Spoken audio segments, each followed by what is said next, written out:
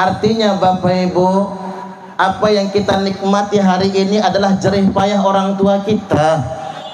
Kita bisa panen kelapa, itu gara-garanya kakek moyang kita tanam kelapa. Ya Pak ya?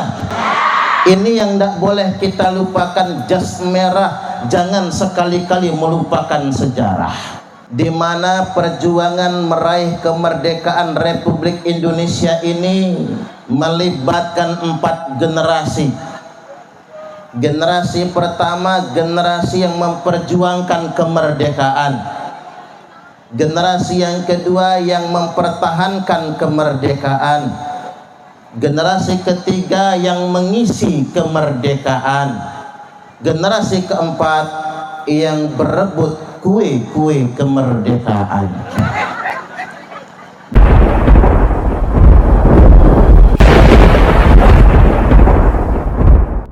Amma ba'du. Yang terhormat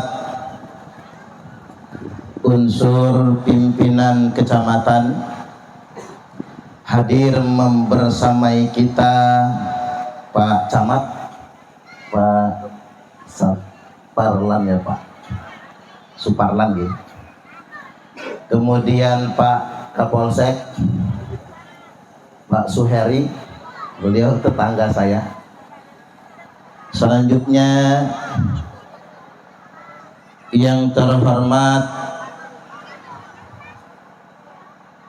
Ratu Melinting ke-17, yakni Sultan Ratu Idil Muhammad Ihang Igama IV atau Bapak Haji Rizal Ismail SE MM. Kita doakan beliau selalu sehat dan panjang umur. Selanjutnya guru kita, orang tua kita, Romo Kiai Haji Imam Syafi'i selaku orang tua saya. Selanjutnya Sahibul Hajah Bapak Zainal Abidin selaku Kepala Desa Pempen nyebutnya ya Pak, yang usia desa kita ini sudah 123 tahun. Berarti terbentuknya desa kita ini di tahun 1901, di tahun Presiden Soekarno. Selanjutnya yang saya hormati Ibu anggota legislatif yang mana Bu? Orangnya imut ya? Kok imut banget ya? Pantesan terpilih.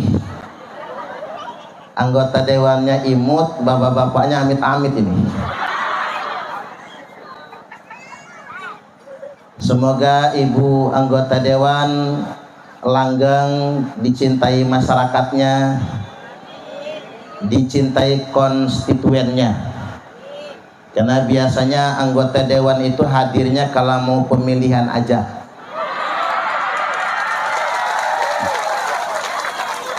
Tapi beliau walaupun pemilihan sudah berlalu tetap hadir bersama kita.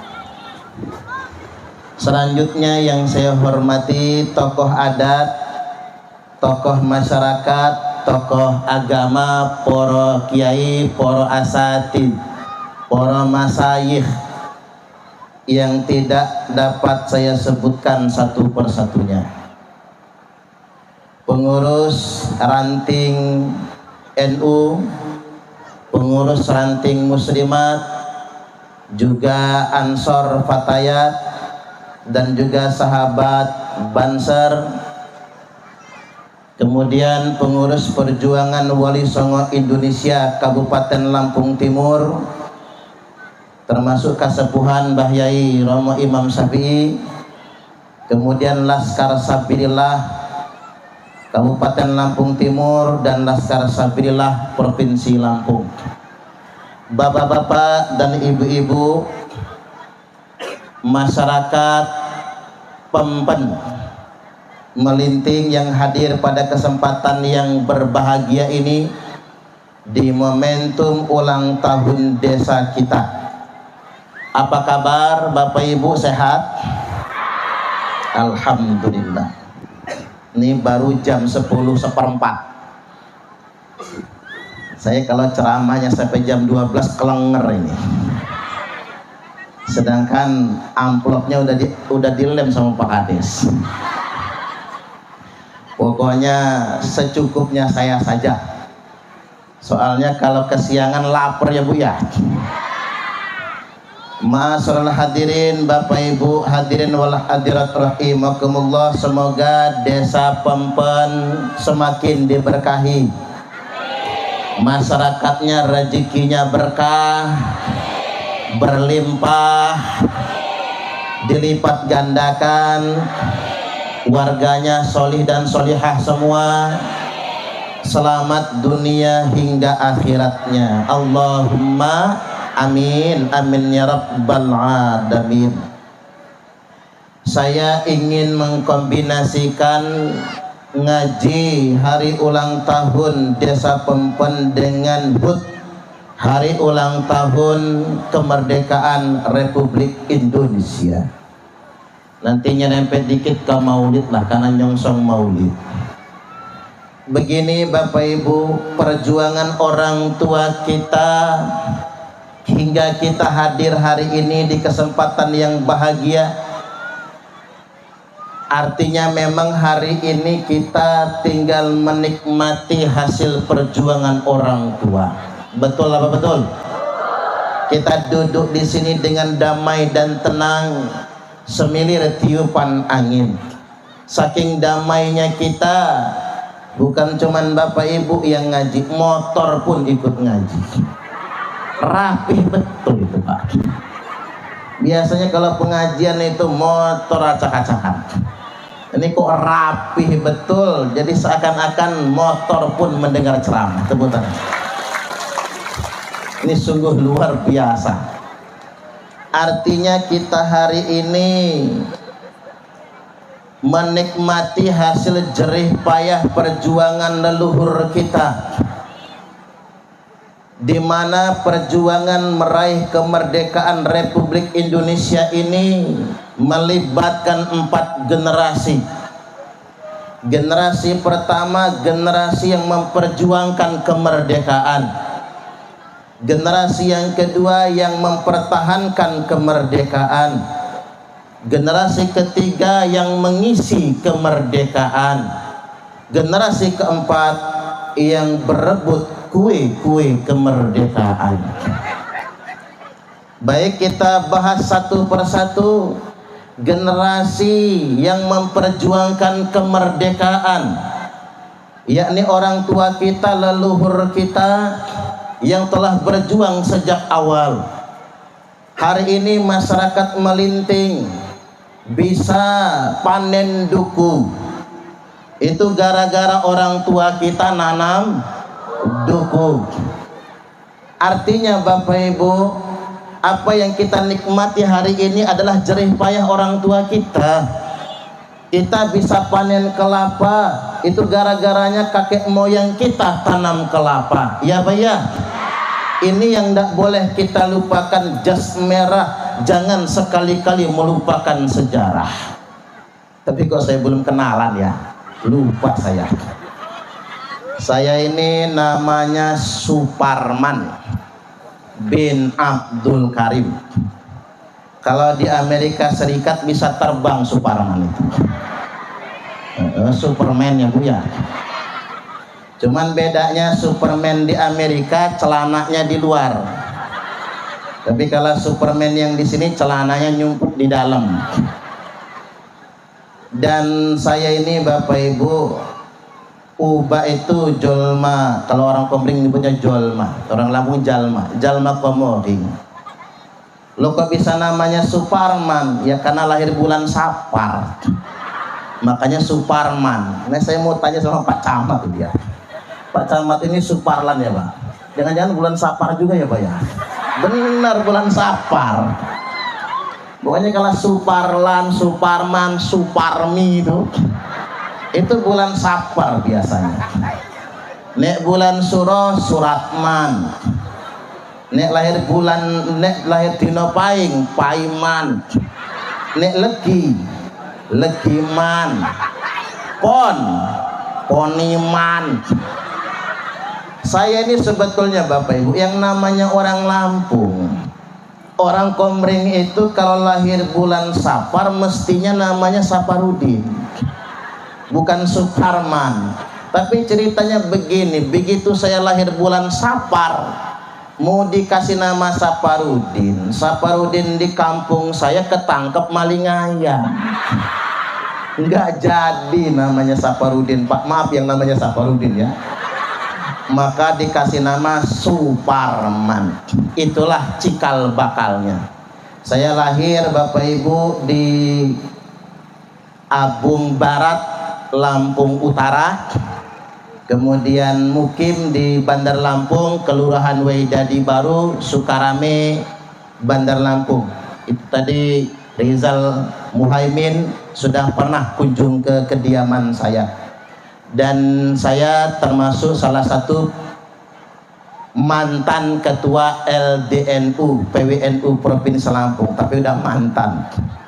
Selanjutnya ketua anggota Komisi Dakwah Majelis Ulama Indonesia Provinsi Lampung, dan ketua pimpinan wilayah Perjuangan Wali Songo Indonesia Laskar Sabilillah Provinsi Lampung.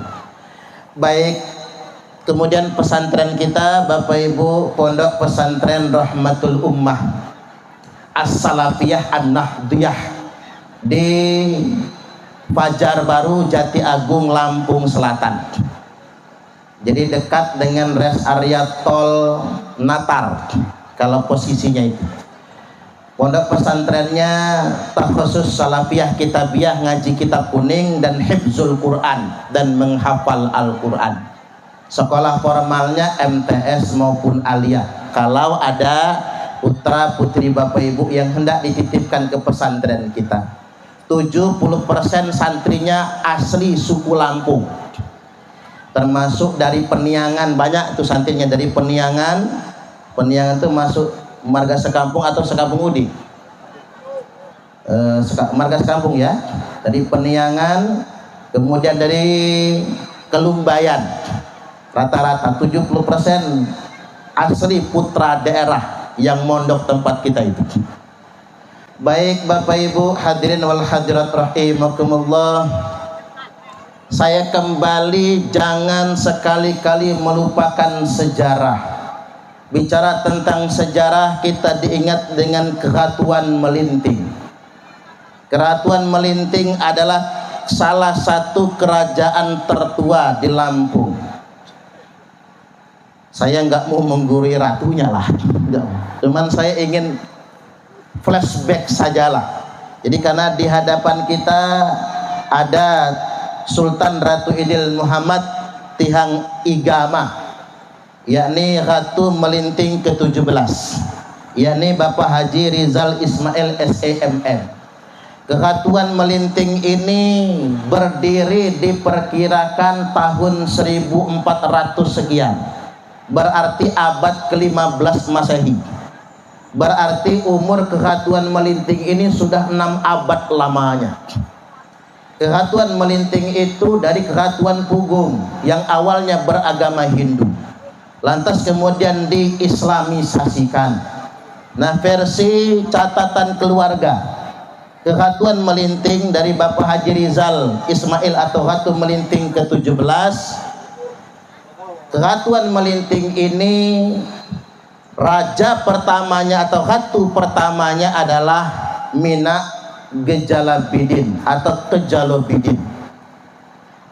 Dan berdasarkan catatan manuskrip keluarga, Mina Kejalobidin adalah putra dari Maulana Hasanuddin. Jadi ada beberapa versi sejarah Pak. Ada yang menyebutkan putra langsung dari Sunan Gunung Jati atau Syekh Syarif Hidayatullah. Ada juga yang menyebutkan putra dari Fathahillah yang kelima. Cuman kalau Fathahillah saya kurang sepakat. Karena mengapa? Fathahillah itu nanti akan berselisih tahun dia dengan berdirinya Keratuan Melinting. Jadi saya lebih sepakat dengan versi 2 versi. Nah hari ini kita mengambil versi yakni Keratuan Melinting Mina Gejalabidin adalah putra dari Maulana Hasanuddin atau Pangeran Sabo Kingking, yakni Sultan pertama Kerajaan Banten. Artinya begini Bapak Ibu, ini sambung silsilahnya kepada Syekh Syarif Hidayatullah. Maulana Hasanuddin sebagai raja pertama, sultan pertama Kerajaan Banten adalah putra tertua dari Syekh Syarif Hidayatullah atau Sunan Gunung Jati. Sunan Gunung Jati ini adalah putra dari Syekh Syarif Abdullah Umdatuddin. Syarif Abdullah Umdatuddin menikahi putri Prabu Siliwangi, namanya Nyimas Rara Santang. Nyimas Rara Santang masuk Islam lalu berangkat haji bersama kakaknya Pangeran Cakrabuana. Berangkat haji ke Mekah lalu mukim di Tanah Suci. Nyimas Rara Santang dilamar oleh Syekh Syarif Abdullah Umdatuddin. Lalu kemudian menikah dan menetap di sana sampai Syarif Abdullah Umdatuddin diangkat menjadi Sultan Mesir. Kekuasaannya dari Mesir sampai ke Palestina. Punya anak namanya Syarif Hidayatullah. Kemarin ada yang salah soalnya. Kemarin ada yang ceramah di makam keramat Maulana Hasanuddin. Dia mengatakan Maulana Hasanuddin menikahi Nyimas Rara Santang. Apa Sunan Gunung Jati menikahi Nyimas Rara Santang? Nyimas Rara Santang itu bukan istrinya Sunan Gunung Jati, emaknya. Yang ceramah itu sok tahu. Makanya saya katakan dia kualat, awas. Jadi Nyimas Rara Santang itu ibunya Syarif Hidayatullah atau Sunan Gunung Jati. Dan saya ingin tegaskan bahwasanya mohon betul kepada Sultan Ratu Idil Muhammad yang Igama 4 Bapak Haji Rizal Ismail, betul-betul antisipasi jangan sampai Keratuan Melinting dibaalwikan. Karena Keratuan Melinting itu silsilah nasabnya bukan dari Yaman, bukan dari Hadramaut. Maaf betul Pak Rizal, jangan mau dikasih gelar Habib. Nanti gelarnya Habib Rizal Ismail Assegaf misalnya. Hati-hati, walaupun tidak berani dipublikasikan.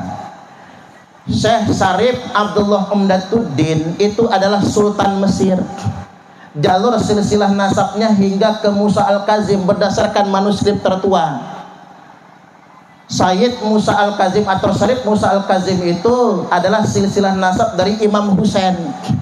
Imam Husain itu putranya Ali karramallahu wajhah atau cucunya Rasulullah Muhammad sallallahu alaihi wasallam. Ini maaf betul, kalau Pak Haji Rizal Effendi Bapak Ibu enggak akan berani ngaku. Tapi saya juga enggak berani memastikan. Kemungkinan besar ketika Mina Gejalabidin adalah putra Maulana Hasanuddin, cucu Syekh Syarif Hidayatullah, cicit Syekh Syarif Abdullah Umdatuddin, berarti dzurriyyat Nabiullah Muhammad sallallahu alaihi wasallam. Saya punya silsilah Syekh Syarif Umdatuddin Pak sampai ke Nabi. Ingat, bukan dari Hadramaut, bukan dari Yaman, bukan Bani Ba'alwi, asli Syarif Bapak Ibu. Berarti kalau kita mau hitung dari pohon nasab, beliau adalah dzurriyyat ke-42. Dan itu masuk akal. Karena kalau ada yang ngaku cucu Nabi ke-27, bohong, nggak masuk akal. Ngaku cucu Nabi ke-35, bohong. Hari ini Bapak Ibu, cucu Nabi yang pohon nasabnya paling tua itu cucu yang ke-39. Maka kalau kata ahli nasab, Zuriat Nabi hari ini setidak-tidaknya dia adalah cucu yang ke-42, dan dihitung Bapak Haji Rizal Effendi adalah pohon nasab tingkat yang ke-42 kalau dihitung dari zuriat Rasulullah sallallahu alaihi wasallam. Tapi saya yakin beliau nggak berani ngaku-ngaku cucu Nabi. Tepuk tangan dulu. Nggak berani, saya yakin, apalagi nunjuk begini, dalam darah aneh nih mengalir darah Rasulullah. Saya yakin beliau nggak berani. Justru yang berani nunjuk-nunjuk begini itu tuh yang palsu, Bapak Ibu. Jadi karena ada keterangannya, manidda'a qauman laisa lahu fihim nasabun falyatabawwa maq'adahu minan nar. Barang siapa yang ngaku-ngaku keturunan dari suatu kaum padahal dia bukan bagian dari keturunan itu, ngaku-ngaku cucu Ratu Melinting padahal bukan. Barang siapa yang ngaku-ngaku cucu Keratuan Melinting, barang siapa yang ngaku-ngaku keturunan suatu kaum, laisa lahu fihim nasabun, padahal nasabnya bukan dari nasab tersebut, falyatabawwa maq'adahu minan nar, maka silahkan dia ngapling sendiri tempat tinggalnya di dalam neraka, atau menempati kapling yang sudah disediakan untuknya di dalam neraka. Nabi sallallahu alaihi wasallam telah bersabda, man kadzaba alayya muta'ammidan, barang siapa yang ngaku-ngaku berdusta, tak ulang, barang siapa yang berdusta mengatasnamakan saya, kata Nabi, ngaku-ngaku keturunan Nabi, ngaku-ngaku bagian dari Nabi, muta'ammidan, secara sengaja padahal bukan, faqad kafar, maka telah kafirlah ia. Tapi terlepas ketika beliau memang sambung silsilah nasabnya kepada Nabi, biarlah itu menjadi rahasia. Tapi kalau pengen pasti Pak, tes DNA saja. Karena kalau keturunan Nabi itu rata-rata J1, itu syarat minimal J1. Kalau G, kemarin sudah ada yang tes DNA G, Pak. Kalau G itu etnis asalnya etnis Hazari, Yahudi Askenazi, yang kemudian sudah masuk Islam. Kalau keturunan Nabi itu J1. Tapi keturunan Nabi yang sudah menikah dengan masyarakat pribumi Indonesia rata-rata haplografi DNA O.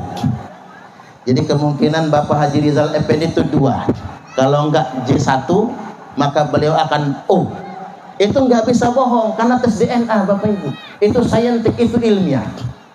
Baik, sekali lagi berbahagialah masyarakat Lampung, khususnya Lampung Timur, khususnya masyarakat Melinting. Hingga hari ini kita masih menjaga tradisi Keratuan Melinting, menjaga adat kita, menjaga silsilah kerajaan. Karena itu penting sekali, Bapak Ibu. Bangsa yang mulia adalah bangsa yang mampu menjaga silsilah keturunannya. Mudah-mudahan Keratuan Melinting beserta keturunannya semakin diangkat derajatnya oleh Allah Subhanahu wa taala. Allahumma amin, amin ya rabbal alamin. Halo, sekali-kali ngaji begini nggak apa-apa ya? Ini asik juga, Bapak Ibu. Baik, sekali lagi, Keratuan Melinting termasuk Keratuan Darah Putih itu sekitar tahun 1400, tahun 1500. Hati-hati, putus tangan Pak. Masuk ke dalam. Kita lanjutkan tahun 1500, tahun 1600, tahun 1700. Nah, Bapak Ibu, mulai kita dijajah oleh Belanda 3 abad setengah lebih lamanya. Puncak penderitaan kita adalah tahun 1800. Nah, kita mengenal ada perang besar. Kalau di tanah Lampung, perang Keratuan Darah Putih, perang Keratuan Melinting dengan VOC. Kalau di tanah Jawa, kita mengenal perang Pangeran Diponegoro. Pangeran Diponegoro adalah putra dari Sultan Hamengkubuwono yang ketiga. Beliau berjuang menghadapi penjajah dan muncul perang besar namanya perang Diponegoro. Perang Diponegoro ini terjadi tahun 1825 sampai tahun 1830, 5 tahun. Jumlah korban jiwanya dari masyarakat pribumi itu hingga 200.000 orang lebih. Perang melawan Belanda sampai akhirnya, silakan Bu Dewan, sampai akhirnya Pangeran Diponegoro dijebak. Pangeran Diponegoro dijebak pada bulan Ramadan, dinegosiasi Letnan Jenderal de Kock, susah nyebut orang Belanda itu Pak. Letnan Jenderal de Kock ngirim surat ke Pangeran Diponegoro untuk berdamai, perang di stop dulu. Pangeran Diponegoro nggak mau datang, tapi sayang betul, sejarah mencatat seorang Habib Ibrahim Ba'abud alias Pekih Ibrahim membujuk Pangeran Diponegoro, sudah datangi saja Letnan Jenderal de Kock, itu cuman perjanjian damai, yakin gak akan ditangkap. Pangeran Diponegoro nggak mau. Maka pas Idul Fitri, temannya 2 orang itu tadi bersumpah, kami yang menjamin keselamatan Anda tidak akan dijebak. Begitu datang Pangeran Diponegoro bersama pasukannya tanpa senjata, langsung dikepung dan ditangkap. Lalu beliau kemudian diasingkan. Ingat sejarah, ada orang yang ngaku-ngaku cucu Nabi, itulah yang menjebak Pangeran Diponegoro. Ini nggak boleh dilupakan. Hancurnya Kesultanan Banten, siapa yang menghancurkan? Namanya Syarifah Fatimah. Dialah yang menghancurkan Kesultanan Banten. Akhirnya Sultan Zainul Abidin itu leluhurnya orang Melinting soalnya, makanya saya bahas Bapak Ibu. Itu saudara misan, sepupunya orang Melinting, Sultan Zainul Arifin itu keturunan Maulana Hasanuddin. Maka kemudian beliau diasingkan Bapak Ibu, dan kemudian gugur, dan Syarifah Fatimah mengangkat anaknya sendiri menjadi Sultan Banten. Geger Banten, dia bukan keturunan Maulana Hasanuddin, kok dijadikan sultan? Maka muncul pemberontakan masyarakat Banten. Syarifah Fatimah diasingkan di Kepulauan Seribu, lalu berpacaran dengan Gubernur Jenderal Belanda namanya Gubernur Jenderal Van Hove. Maka lantas kemudian mati bunuh diri di Kepulauan Seribu. Makanya Bapak Ibu, di Kepulauan Seribu ada makam Syarifah Fatimah di Kepulauan Seribu. Itu oleh orang Indonesia diziarahi, salah. Beliau itu matinya bunuh diri. Mas orang mati bunuh diri diziarahi? Dan yang kedua, beliau selingkuh dengan Gubernur Jenderal Belanda. Ada yang ngomong Suparman fitnah, wong datanya lengkap. Di Dinas Kebudayaan DKI Jakarta, surat-surat cinta antara Syarifah Fatimah dengan Gubernur Jenderal Belanda. Artinya Bapak Ibu, kadang-kadang yang mengkhianati perjuangan kita ini adalah saudara kita sendiri. Iya Pak ya? Makanya saya prihatin di zaman modern ini. Kalau dulu, kalau kata Ki Hajar Dewantara, dulu perjuangan orang tua kita ingarso suntulodo ing madyo mangun kerso tuturi handayani, sekarang sudah diplesetkan ingarso numpuk bondo. Orang cuman kerjanya numpuk harta. Ing madyo mangan konco, temen dimakan. Tuturing golek rai, ujung-ujungnya cari muka. Menjegal kawan seiring, menggunting dalam lipatan, menjadi bara dalam sekam, menjadi duri dalam daging. Ingat masyarakat Pempen, awas, jangan jadi duri dalam daging. Cocok atau cocok? Jangan jadi bara dalam sekam. Pempen akan maju kalau kita bersatu merapatkan barisan. Tepuk tangan. Ayo mulai sekarang. Betul kalau kata Rizal Muhaimin tadi, kalau HUT Desa Pempen ingin lebih meriah, mulai besok nabung kita. Kalau bisa Pak Kades tahun depan ngundang Roma Irama. Iya dong, cocok atau cocok? Tepuk tangan.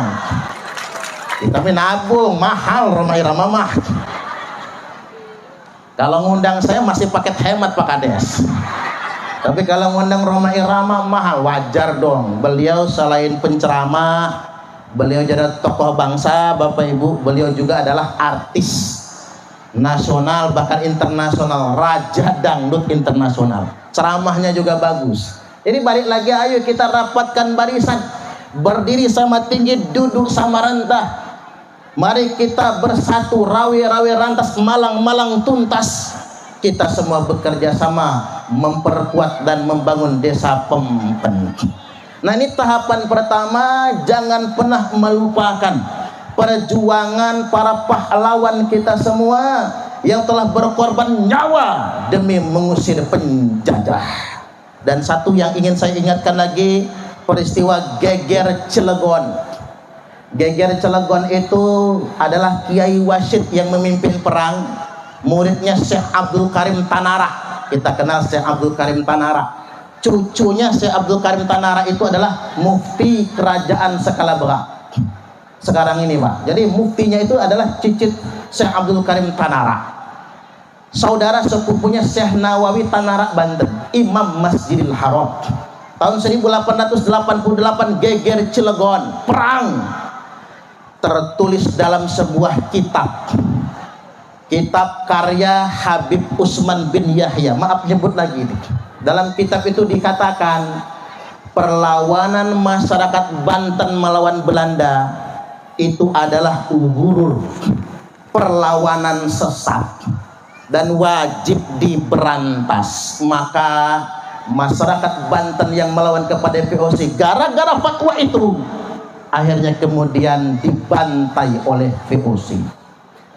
Saya keselnya begini, ini antek Belanda, temannya Senok Horgronying. Ini temannya Senok Horgronying. Antek Belanda, temannya Senok Horgronying. Senok Horgronying itu nipu kita, Bapak Ibu. Dia ngasih nama dirinya Syekh Abdul Ghaffar. Terkenal sebutannya Habib Putih. Padahal orang Belanda berangkat ke Mekah, ecak-ecak masuk Islam, ngubah nama menjadi Syekh Abdul Ghaffar. Dialah yang mengadu domba bangsa Indonesia yang ditandai dengan peristiwa Geger Cilegon. Maka kemudian Belanda punya alasan membantai saudara-saudara kita di Banten. Ini jangan pernah dilupakan. Baik yang kedua, generasi yang berjuang mempertahankan kemerdekaan setelah proklamasi 17 Agustus 1945, maka esoknya dibentuklah Negara Republik Indonesia. Jadi kalau kata Anhar Gonggong, 17 Agustus itu proklamasi kemerdekaan. Terbentuknya negara besoknya tanggal 18 Agustus. Cuman Bapak Ibu, Belanda nggak terima, Pak. Balik lagi dia ke Indonesia, ngeboncengin sekutu. Maka pada tanggal 20 Oktober tahun 1945 Belanda memboncengi sekutu. Belanda namanya apa? Nica bahasanya. Datang ke Indonesia. Maka Presiden Soekarno mendatangi Hadratus Syekh Kiai Haji Hasyim Asy'ari untuk mengeluarkan fatwa jihad. Maka tanggal 22 Oktober Hadratus Syekh Kiai Haji Hasyim Asy'ari mengeluarkan fatwa semua laki-laki tanah Jawa wajib berangkat perang melawan Belanda. Karena di Surabaya, yang dari Lampung, yang dari Sumatera, yang mau ikut saja karena jauh, nyebrang dulu, nyebrangnya itu yang lama. Maka yang wajib di tanah Jawa, pasukan kiai dan pesantren dipimpin oleh Kiai Haji Abbas Abdul Jamil dari Buntet Cirebon. Ya tadi masih leluhurnya Pak Haji Raden Ismail juga, sepupunya dari beliau. Jadi Cirebon berangkat, Mbah Abbas Abdul Jamil memimpin perang santri dan kiai. yang puncaknya terbunuhnya Brigadir Jenderal Malabi, Brigjennya Inggris, maka muncul perang besar. 10.000 bahkan 20.000 katanya santri, kiai dan masyarakat pribumi gugur di medan tempur tanggal 10 November. Maka disebutlah tanggal 10 November sebagai Hari Pahlawan, perjuangan para pahlawan kita dalam rangka mempertahankan kemerdekaan. Makanya 22 Oktober diperingati sebagai Hari Santri, Hari Fatwa Resolusi Jihad. Nanti di Pempen, di Melinting ini kita juga mesti melibatkan pesantren-pesantren untuk memperingati Hari Santri sebagai bagian tonggak sejarah perjuangan mempertahankan kemerdekaan Republik Indonesia. Kemudian yang ketiga, generasi yang mengisi kemerdekaan. Nah, hari ini Bapak Ibu, kita ini terutama orang-orang tua kita lah adalah generasi yang mengisi kemerdekaan dengan pembangunan. Khairun nas anfa'uhum linnas. Sebaik-baiknya manusia itu adalah yang bermanfaat untuk orang lain. Artinya hari ini kita mengisi kemerdekaan dengan cara berkarya yang bermanfaat. Ini saya tadi heran Pak, lapangan kita ini lebar banget ya Bu ya. Cuman di situ ada gundukan batu. Apa batunya digeserin ke sana ya? Betul ya? Sakti juga ternyata masyarakat Pempen ya. Batunya digeserin ke sana semua. Ini bisa rata, bisa selebar ini lapangan kita. Nah, ini bagian dari mengisi kemerdekaan. Tapi sayang Bapak Ibu, di zaman kemerdekaan ini ada juga orang yang bukannya mengisi kemerdekaan, tapi mereka malah berebut kue-kue kemerdekaan. Bukannya tepuk tangan dulu. Yang jelek juga ditepuk tangan biar didengar. Bukannya membangun malah serakah, mengumpulkan banyak harta, merampas hak rakyat. Korupsi nggak cukup buat 7 turunan, nambah 8 tanjakan, 9 pengkolan, 10 kali muter-muter. Kita prihatin sekarang ini, korupsi merajalela. Coba kita lihat, Ketua KPK dipecat gara-gara harta, Ketua MK dipecat gara-gara tahta, Ketua KPU dipecat gara-gara wanita. Harta, tahta, wanita. Bu, nonton berita nggak Bu? Ketua KPK Pak dipecat gara-gara harta kan? Ketua MK dipecat gara-gara tahta, Ketua KPU dipecat gara-gara wanita. Harta, tahta, wanita. Ketika orang hanya bergelut dengan hawa nafsunya, hari ini pemerintah mengisi kemerdekaan dengan cara mensejahterakan rakyat. Cocok atau cocok? Jangan bikin program yang rakyat malah makin sengsara. Saya punya usul sama pemerintah, daripada program makan siang gratis, mending sekolah gratis. Cocok atau cocok? Iya dong. Makan siang gratis itu Bapak Ibu anggarannya 15.000 per orang sekali makan siang. Kalau sebulan 450. Nah, anak kita yang masih sekolah dapat 450 dalam bentuk makanan, makan siang. Cuman kan anak kita itu udah dikasih nasi juga belum tentu dia makan, betul nggak? Malah dibeliin seblak sama dia. Khawatir mubazir 450.000 sebulan, daripada buat program makan siang gratis, mending kasih emaknya aja. Cocok atau cocok? Oh, ibu-ibu yang punya anak 4 sekolah cair. 4,5 kali 4 Bu, 1.800.000. Mau nggak Bu? Tuh dengerin Pak Presiden Prabowo. Ntar lagi Pak Prabowo mau dilantik ini. Kita dukung program makan siang gratis, ganti duit aja. Langsung dikirim sama emak-emaknya ini. Oh nyantai Pak kita. Iya itu 450.000 per siswa. Kalau di global kan 300 triliun. 300 triliun itu nolnya berapa Bu? Itu diketik di kalkulator, error kalkulatornya. Habis nolnya kebanyakan. Itu kalau dibeliin sebelah semua, tenggelam Lampung Pak sama lautan sebelah itu. Dan saya juga kaget kemarin Bapak Ibu. Nah tugasnya Ustadz kan mengingatkan ya. Kaget Presiden menandatangani peraturan pemerintah tentang penyediaan kondom di sekolah. Waduh, bahaya ini Pak. Cuman kalau warga menolak, insya Allah PP itu nggak diberlakukan. Saya menyarankan kepada orang tua siswa, kepada guru-guru di sekolah dan kepada kepala sekolah untuk menolak program penyediaan alat kontrasepsi di sekolah.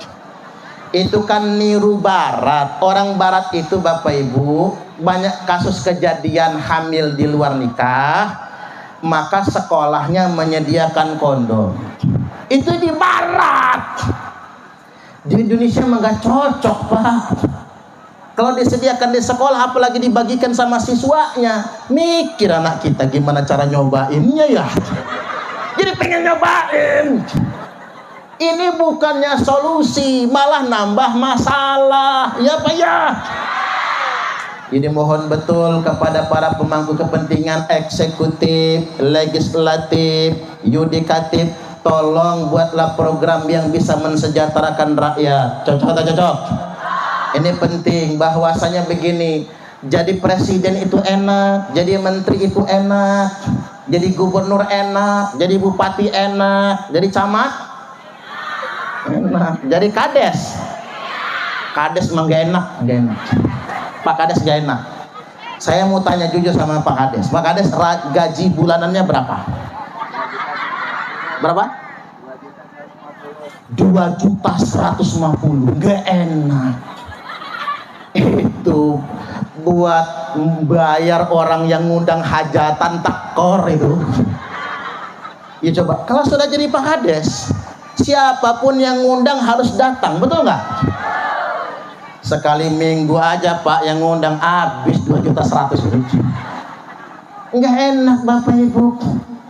Artinya memang beban jadi Kades hari ini. Jadi Pak Camat juga begitu ya Pak ya. Cuman saya ingin sampaikan kepada pejabat-pejabat yang di atas, yang punya gaji gede, tunjangan hebat, punya rumah jabatan, rumah dinas, di mana delan terasi rumah dinas aja rakyat yang belikan. Hei pejabat, jangan lupa dengan rakyat. Enggak boleh. Bupati Lampung Timur itu yang beliin terasinya ibu-ibu ini loh yang beliin itu. Iya Pak. Yang bayar AC rumah jabatan Bupati Lampung Timur yang full AC, ruang tamu full AC, siapa? Ya masyarakat melinting inilah yang bayarnya itu. Kita mah tidur paling banter pakai kipas angin, mana masuk angin lagi ya Bu.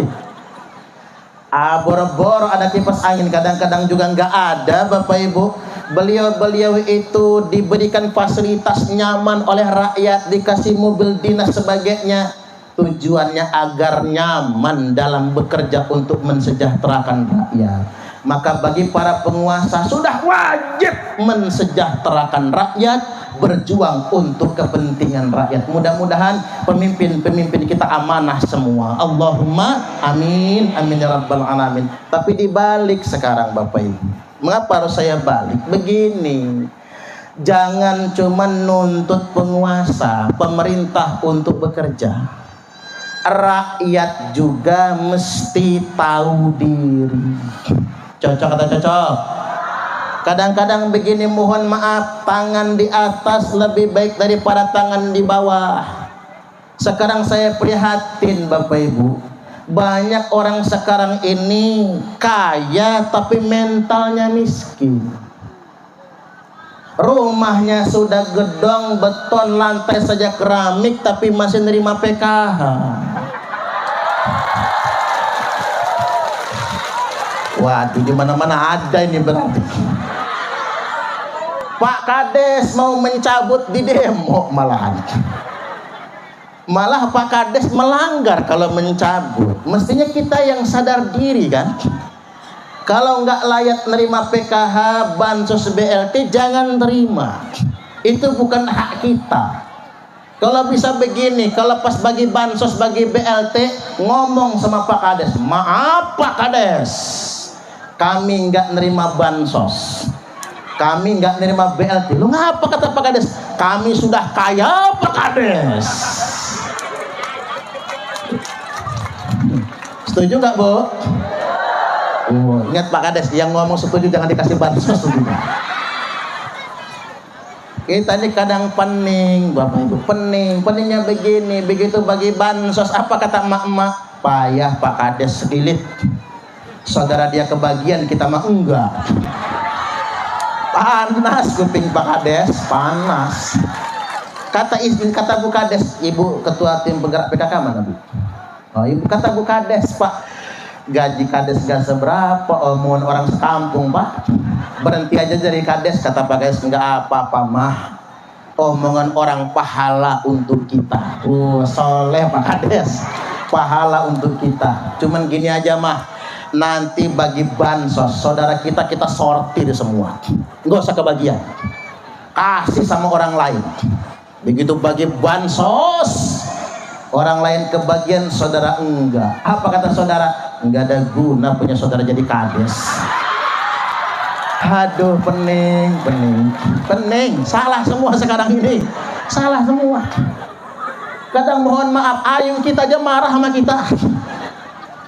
Yang saudara-saudara sama kita aja Pak bisa marah sama kita.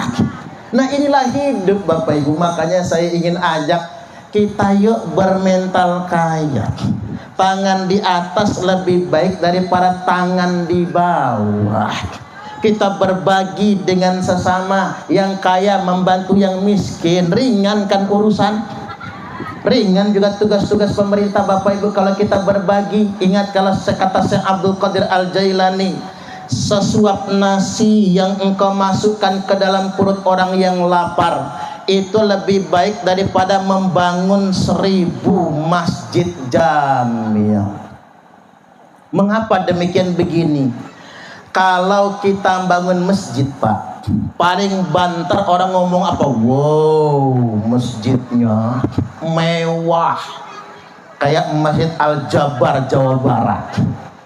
Ibu-ibu dari grup pengajian Pempen jalan-jalan ke Masjid Al-Jabar, sampai di sana selfie, foto-foto, lalu upload di media sosial. Mana selfie-nya mulutnya sampai dipengot-pengotin lagi. Ngapalah mak-mak, mulut dipengotin pakai 2 jari aja. Tahu artinya enggak Bu ini? Jadikan aku yang kedua. Wih, pantesan lakinya kawin lagi Pak. Emak-emak begini udah pas bapak-bapak kalau foto begini mantap. Nah ibu-ibu juga jangan mau begini aja, atau begini satu aja gak habis-habis. Jangan mau yang begini selfie Bapak Ibu. Masjid kalau cuman mewah ya paling banter buat orang selfie takjub terpesona.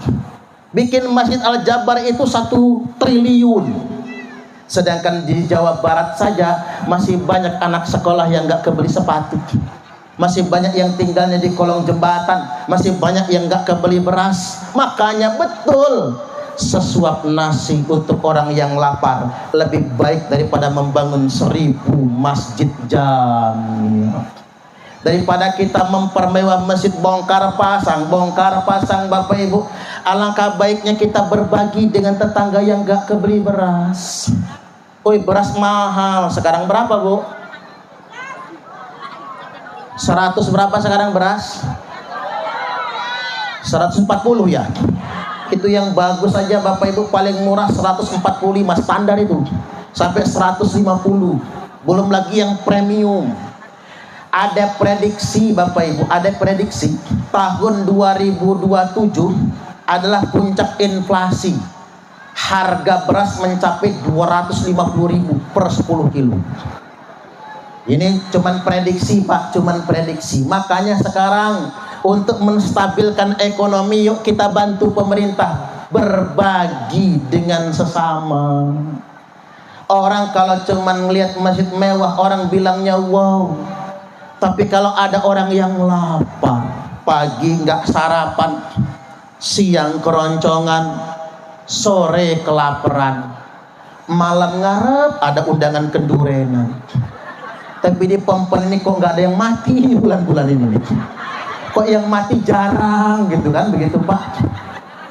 Akhirnya lapar Bapak Ibu, sampai besok kerucak-kerucuk. Mau ngutang ke warung, utang kemarin belum dibayar. Mau minta ke tetangga, udah keseringan, malu rasanya. Akhirnya datanglah Pak Kades, jreng-jreng, bawa beras sekarung. Woi, seperti doa yang diijabah. Nerima beras dari Pak Kades, terima kasih Pak Kades. Nggak berhenti sampai di situ. Masuk kamar dia gelar sajadah. Lalu sujud nangis sejadi-jadinya. Terima kasih ya Allah. Engkau sudah kirim orang yang dermawan kepada kami. Maka Bapak Ibu, berbahagialah orang yang berbagi. Karena Allah mengijabah doa orang-orang yang lemah melalui uluran tangannya. Gara-gara beras yang kita kasih Bu, enggak henti-hentinya dia Pak memuji Allah. Gara-gara beras kita itu. Makanya peka kita dengan lingkungan, takut orang enggak punya beras. Tapi pesan saja sama Pak Kades, kalau ngasih beras sama janda, ngajak Bu Kades lah. Jangan sendiri Pak Kades. Datang sendiri. Maaf, ada janda nggak sih? Banyak. Nah, banyak ini. Ya kalau jandanya nenek-nenek nggak apa-apa lah. Ya, kalau jandanya janda muda Pak Kades, ngasih sekali, terima kasih Pak Kades. Pak Kades perhatian betul sama kami. Sekali.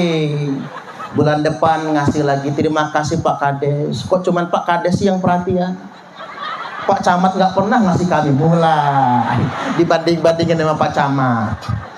Begitu bulan depan dana desa cair, Pak Kades ngasihnya agak gede. Apa kata si janda muda? Terima kasih Pak Kades. Coba anak saya punya bapak kayak Pak Kades. Jadi tuh barang jadi, makanya Bu Kades kemana aja ikut pokoknya. Kalau dia ngomong dinas luar Bu ke Jakarta, ikut Bu, ikut. Harus dijaga Pak Kades biar aman. Waduh, bahaya ini kata Pak Kades. Jadi balik lagi Bapak Ibu, kepedulian kita dengan sesama itu penting sekali. Orang kaya bolak-balik umroh dengan alasan rindu rumah Allah. Padahal Allah lebih rindu dengan orang kaya yang berbagi dengan fakir miskin. Dengerin tuh yang kaya-kaya. Orang kaya bolak-balik umroh dengan alasan rindu rumah Allah. Padahal Allah lebih rindu dengan orang kaya yang berbagi dengan fakir miskin. Umroh, tepuk tangan gak apa-apa. Umroh itu boleh Bapak Ibu, tapi jangan tiap tahun ge. Kalau laki bini umroh itu 35, laki bini 70 juta. Alangkah baiknya 70 juta itu bagiin aja sama tetangga, ya Mbak ya. Ya kalau sekali-sekali umroh, misalnya 3 tahun sekali, 5 tahun sekali, ya silahkan lah, ngecas iman namanya. Cuman Bapak Ibu berbagilah dengan sesama, itu penting. Jangan cuma nuntut pemerintah mensejahterakan rakyat, tapi kita juga sebagai rakyat mesti mawas diri. Yang kaya berbagi, minimal tahu diri. Oke, masih pelit. Ibu-ibu ini pelit gak sih? Kalau dari mukanya nggak baik semua ya. Jadi oke, masih pelit, nggak mau berbagi. Ya minimal jangan ngambil hak orang. Ya Pak ya. Ini kadang-kadang, lagunya kayak sosialita. mukanya saja glowing skincare, lipstiknya merah sampai nyangkut di gigi. Kenapa lah ibu-ibu itu kalau pakai lipstik sampai giginya merah juga ya? Gimana cara makainya, bingung saya. Muka glowing skincare, bajunya matching, kerudung hijau, baju hijau, androk hijau, tasnya hijau, daleman.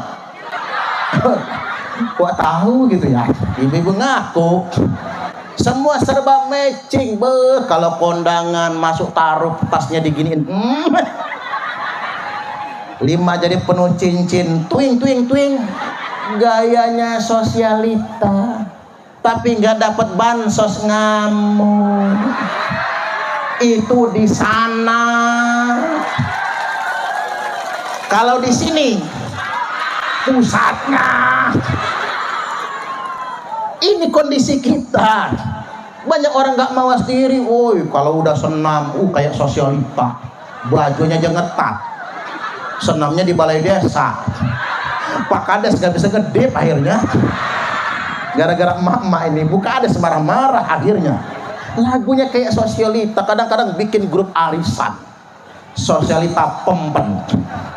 Kalau manggil temennya, Jeng, hari ini arisan di rumah siapa, Jeng? Hari ini arisan di rumah Jeng Astuti. Lagunya jang, woi, malu-maluin. Coba masuk dapur dulu. Di dapur itu kan ada tabung warnanya hijau. Baca di tabung gas 3 kilo itu, Bu, ada tulisan yang dicap putih kalau belum rusak. Hanya untuk masyarakat miskin. Ini yang kita semua harus mawas diri. Ini balik lagi, kita ini mengisi kemerdekaan dengan cara berbagi, memberi kepada sesama kita. Sebentar, lihat jam dulu. Oh, dikit lagi ya. Saya minum dulu ya.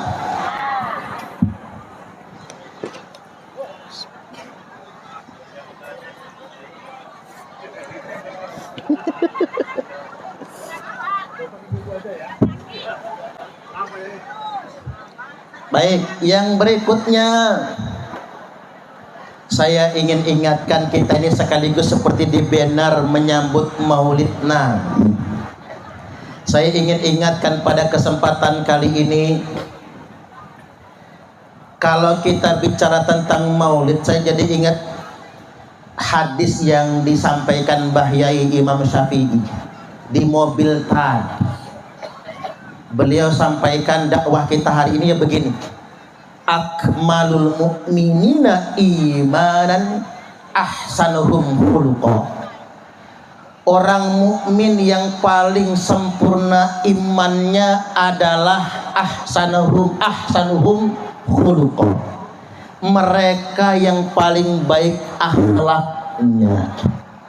Hari ini Bapak Ibu, orang terbaik di antara kita bukan karena kastanya, bukan karena ngaku-ngaku cucu Nabi, bukan karena hartanya yang banyak, bukan karena ras warna kulitnya, tapi orang baik hari ini, orang mukmin yang paling sempurna imannya, ahsanuhum khuluqa, adalah yang paling baik akhlaknya. Ukurannya akhlak. Itu orang yang istimewa. Mohon maaf, bukan penampilan. Innallaha la yanzuru ila suwarikum. Sesungguhnya Allah tidak melihat penampilan kalian. Maka jangan tertipu dengan penampilan. Pakai peci tiap hari belum tentu benar, ya Pak ya. Pakai kerudung belum tentu benar, ya Pak ya. Maaf ibu-ibu ini, walaupun kerudungnya panjang nyengser di tanah, nyapu halaman saja nggak pakai sapu lagi, pakai kerudungnya itu lah, saking panjangnya. Tapi kalau sama suami ngelawan, akhlaknya sama suami nggak bener, itu tidak beriman. Karena perempuan itu paling gampang masuk surga taat suami. Perempuan paling gampang masuk neraka ngelawan suami. Makanya ibu-ibu kalau pengen masuk neraka, tak ajarin ngelawan sama suami. Suami lagi tidur, Bu, sepak kepalanya. Gratis masuk nerakanya. Jadi walaupun kerudung panjang belum tentu Bapak Ibu orang itu mukmin. Mohon maaf, walaupun janggutnya sampai udel belum tentu. Jidatnya sampai kapalan. Kan ada yang Pak jidatnya sampai kapalan. Walaupun yang jidatnya kapalan itu ada 5 kemungkinan. 1, karena rajin sujud. Sekali tahajud sujudnya 1 jam. Ya kapalan jidatnya Pak. Yang kedua, waktu sujud diurek-urek. Nggak usah lama-lama, seminggu udah hitam jidat Pak. Coba kalau nggak percaya. Jadi kalau sholat sujud digini-gini untuk kepalanya. Yang ketiga, Bapak Ibu, kepentok tiang listrik, hitam juga jidatnya. Yang keempat, disedot pakai alat bekam, hitam juga jidatnya. Yang kelima, ketahuan bininya kawin lagi. Sama bini ketahuan lakinya kawin lagi, diketok pakai wajan, hitam juga jidatnya. Jadi jangan tertipu dengan penampilan. Orang mukmin atau tidak akan kelihatan dari akhlaknya. Sekarang ini barometer akhlak. Mohon maaf Pak, yang suka ngaku-ngaku cucu Nabi, akhlaknya lihat dulu cocok gak sama akhlak Nabi. Kalau nggak cocok ya jangan dipercaya. Apalagi ngaku cucu Nabi buat ndawir. Tahu ndawir? Minta-minta ke umat. Ini ada kiai di Melinting.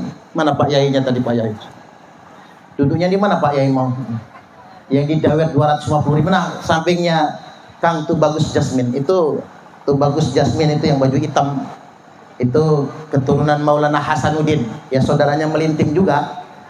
Jadi beliau didawir sampai 250.000. Ngaku putune Kanjeng Nabi. Aslinya cucu Kanjeng Nabi itu gak pernah minta zakat, gak pernah minta ke umat, tapi malah ngasih. Makanya hati-hati sekarang orang ngaku cucu Nabi tapi minta-minta, itu gak sesuai. Orang mukmin atau tidak, sempurna iman atau tidak, kelihatan dari akhlaknya. Wa khiyarukum khiyarukum linnisaihim khuluqan. Dan laki-laki terbaik di antara kalian. Lihat bapak-bapak Bu, ini buat bapak-bapak nih. Laki-laki terbaik di antara kalian adalah yang paling baik akhlaknya dengan istrinya. Halo Bu, bapak-bapak ini baik nggak Bu? Hebat ibu-ibu, pintar menutupi aib suaminya. Padahal pengen ngomong jahat lah Pak, takut kena tempeleng sampai rumah. Jadi kalau mau tahu laki-laki terbaik, jangan lihat pecinya, jangan lihat janggutnya, jangan lihat sorbannya, lihat akhlak sama bininya. Kalau saya Pak ramah sama ibu-ibu wajar Bu, karena saya penceramah. Penceramah nggak ramah nggak diundang lagi, percayalah. Apalagi penceramah marah aja, udah males undang lagi, marah aja. Anggota dewan ramah Bu, dewannya udah pulang nih. Anggota dewan ramah sama masyarakat wajar, karena minta dipilih, betul nggak kira-kira? Anggota dewan itu kalau nggak ramah, pelit juga, males milihnya, betul nggak kira-kira? Terus pedagang ramah, wajar minta dibeli. Dagang judesnya bukan main, males. Pak Bu, awas yang dagang-dagang, jangan nulis depan dagangannya begini, tidak terima ngutang. Jangan. Silakan Pak, orang ngutang ditolak nggak apa-apa, cuman jangan ditulis tidak terima ngebon. Orang males belanja di situ. Udah, yang punya tulisan di warung nggak terima bon atau utang lepas. Pernah ke Indomaret?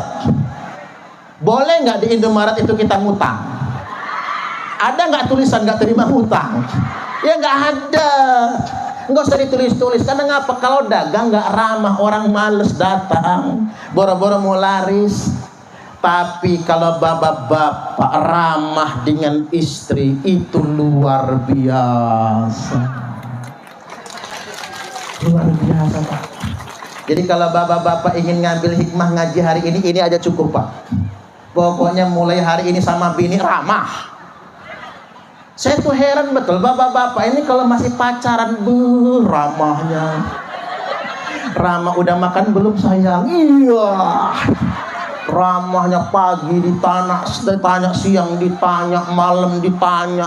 Oh lagunya kalau masih pacaran bu, jam 2 malam WA. Sayang tahajud yuk. Ceweknya ngebaca WA. Gak nyangka gua. Ternyata dia rajin tahajud, padahal bukan tahajud bu, lagi nonton bola tuh dia. Bohong. Tuh bapak-bapak yang pengalaman cewekan lagi. Kan begitu, Eca ngajak tahajud sama selingkuhannya, padahal bukan tahajud, dia nonton bola. Lagunya kalau masih pacaran, aku tidak bisa hidup tanpa kamu. The fly to the sky, terbang ke langit, melayang ke awan. Cinta ditolak, dukun bertindak. Pohon kelapa segala dinaikin, minta loncat ke bawah. Andai kata cinta ditolak, itu belum dapet. Jajal kalau sudah dapet. Habis manis sepah dibuang. Bini minta kerokan aja kena gentak. Ada yang kayak gitu. Banyak. Nah jadi begini, mestinya kita tuh mesranya setelah nikah, bukan sebelum nikah. Saya juga heran ngapa lah ya bu, orang kalau belum nikah itu masih pacaran mesra. Kalau goncengan di motor sampai segitunya. Tapi kalau sudah nikah, emak-emak ini dikasih tas di tengah-tengah. Makanya pak, kalau laki bini, laki perempuan itu goncengan ditaruh tas di tengah, pasti laki bini itu. Tapi kalau begini, apalagi ngerabah-ngerabah, pasti pacaran itu. Belum laki bini. Kita ini sering kebalik. Justru setelah menikah itu harus mesra sama istri. Begini caranya, tak ajarin ya pak.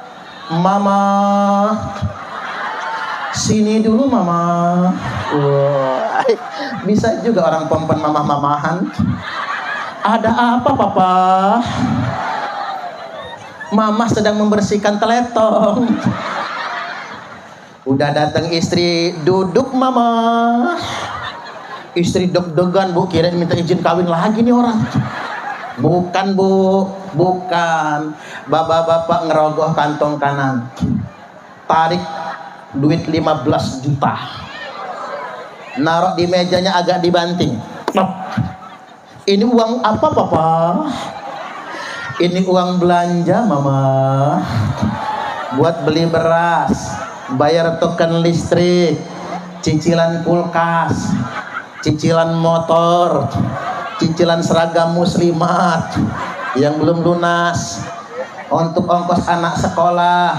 Kira-kira cukup mama? Cukup papa? Malah kayaknya ada sisanya ya. Kalau nyisa dari 15 juta ini mama simpen sama mama. Alhamdulillah, seneng banget bini pak ngekep duit 15 juta. Begitu bini mau beranjak, nanti dulu mama, masih ada yang kurang, ambil lagi duit 15 juta di kantong kiri, banting lagi. Ceger. Ini uang apa lagi papa? Ini bonus untuk mama.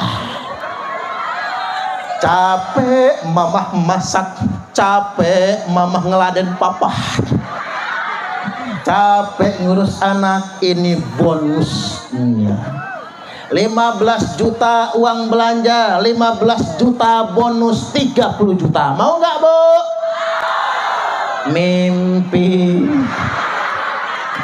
Mimpi kok jedut langit lah bu. Ya iyalah bu, maaf bu, kalau suami cuman camat nggak bisa 30 juta. Dari mana duitnya? Betul apa betul? Kalau ibu-ibu mau uang belanja 30 juta sebulan, mesti punya suami pengusaha. Ya Pak ya? Bisa. Ibu-ibu sudah maklum Pak. Berapa gaji suami itu diterima? Berapa pendapatan suami dari ngebon, jagung, ngeladang itu diterima? Istri maklum. Cuman saya perlu ingatkan sama bapak-bapak ini, perempuan dimanapun Pak, paling sebel sama istri. Saya ulangi, perempuan dimanapun paling sebel sama suami yang pelit dengan istri. Udah pelit, ngasihnya cuman dikit, itu pun diungkit-ungkit. Ada nggak, Bu? Mana orangnya? Tunjukin nama saya. Oh, di sini semua ya. Allahu Akbar. Ya kalau segitulah ngasihnya, yang penting jangan diungkit-ungkit. Pening juga bini ngatur uang belanja itu, Pak. Mana semua serba mahal sekarang ini. Apa aja salah bininya. Itu penting untuk diketahui oleh bapak-bapak. Minimal begini, bapak-bapak. Kalaupun nggak bisa ngasih duit banyak, mulut jangan kasar sama istri. Sakit rasanya dibentak itu. Udah capek ya Bu ya rasanya. Luar biasa. Makanya ibu, bapak-bapak, minimal kata-kata yang indah. Mama. Kayak sinetron ini. Mama. Capek mama masak. Capek mama nyuci. Itu kan kewajiban papa mama. Tapi karena papa nggak sempat, papa nyuruh mama taat sama papa. Maka papa doakan mama masuk surga. Amin. Kan adem ngedengarnya. Adem. Istri bikin kopi. Terima kasih mama. Sudah dibikinkan kopi. Papa janji nggak kawin lagi. Bikin kopi lagi. Saking senangnya istri, kan enak Bu ya. Istri itu paling suka dipuji suami. Hari ini kita ngebela emak-emak dulu ya Pak. Istri itu paling suka dipuji suami. Bahaya Pak kalau istri nggak pernah dipuji suami, tapi dipuji suami tetangga. Bahaya. Ibu-ibu baru tahu Android, baru kebeli HP Android. Facebookan. Pakai selfie yang pengot-pengot tadi. Ada teman sekolah Bapak Ibu yang dulu masih kawan SMP. Apa namanya, komentar. Cantiknya. Kamu beda sama yang dulu. Dulu masih SMP burik kata dia. Sekarang kok glowing begini. Seorang perempuan yang gak pernah dipuji suami, begitu dipuji suami orang, kepalanya mekar, kupingnya melebar, bahunya naik, kelepek-kelepek. Makanya bahaya istri gak pernah dipuji, harus dipuji suami. Ingat bapak-bapak, jangan muji bini orang. Laki-laki yang rajin mencium istrinya relatif lebih panjang umur jika dibandingkan dengan laki-laki yang mencium istri tetangganya. Ya iyalah, baca orang kita jangan macam-macam. Calon niku, kalau orang Madura udah dicarok jangan macam-macam. Ya iya dong, istri harus dipuji Bapak Ibu. Kayak Nabi memuji Aisyah apa? Ya Humaira, wahai yang kemerah-merahan. Humaira itu kalau bahasa Indonesianya pink, merah jambu. Ibu-ibu ini maulah dipanggil ya Humaira. Kadang-kadang dandan serba pink, kerudung pink, bajunya pink, androknya pink, sendalnya pink, bedaknya pink, lipstiknya pink. Pengen dilewat depan suami dipanggil ya Humaira. Tapi apa kata lakinya? Anak babi mau kemana ya? Tega bapak-bapak ini, mentang-mentang anak babi pink juga. Istri paling senang dipuji. Tapi ingat, saya kembalikan dikit lagi ya Bu, balik ke emak-emak. Jangan cuma nuntut suami untuk baik sama istri. Istri juga wajib berbakti dengan suami. Istri itu Bu paling gampang nyari pahala. Ibu-ibu itu sekali cium tangan suami saja, sekali aja, pahalanya sama seperti 70 kali cium Hajar Aswad. Makanya ibu-ibu kalau cari suami yang hitam aja, kasih tahu anak gadisnya itu persis Hajar Aswad. Nah, cara cium tangan suami kayak mana? Harus praktek sampai rumah ya. Punggung, telapak punggung. emah, emah, emah. Ini yang langsung praktek sampai rumah Bukades pokoknya. Emah, emah, emah. Pagi Pak Kades sampai rumah nanti. Awas kalau nggak begitu. Kalau nggak puas kayak gitu, cetrok, cetrok, cetrok. 70 kali cium hajar aswad. Gede pahalanya. Ibu-ibu sekali nyuci baju suami untuk 1 lembar baju saja, ibu-ibu akan mendapatkan 1000 pahala, dicabut 2000 dosa. Bayangkan Bu, kalau sehari ibu-ibu nyuci baju suami 10 lembar, 2 celana dalam. Bapak-bapak ini ganti gak sih Bu? Ya kalau nggak ganti, itu aja yang dipakai. Pantasan gudikan ya. 2 celana dalam, yang ketiga kaos dalam, kaos oblong, kemeja pendek, kemeja panjang, baju koko, kolor pendek, celana kerja, celana panjang, sarung. 10 saja ibu-ibu nyuci baju bapak-bapak sehari, ibu-ibu akan mendapatkan 10.000 pahala. Dicabut 20.000 dosa. Makanya Bu, kalau habis bikin dosa nyuci baju. Bajunya udah bersih semua Pak Ustadz, yang bersih cuci lagi.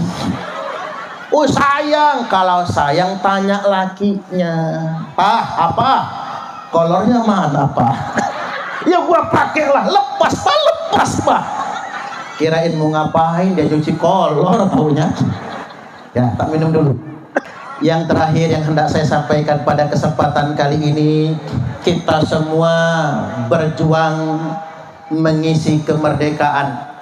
Mulai dari pembangunan desa Pempen, saya ulangi, mulai dari membangun desa Pempen, kecamatan Gunung Pelindung, Kabupaten Lampung Timur, bahkan Provinsi Lampung. Kita membangun semampu kita dengan karya yang bermanfaat. Jas merah jangan sekali-kali melupakan sejarah. Demikian dari saya, kurang lebihnya mohon maaf, dan kepada Allah Ta'ala mohon ampun. Sekali lagi, kalau ada kata yang tidak berkenan saya mohon dimaafkan. Sebelum langsung salawatan Ustaz, salawatan bersama. Oh salawat ya. Kami adalah Laskar Sabilillah, pecinta Wali Songo.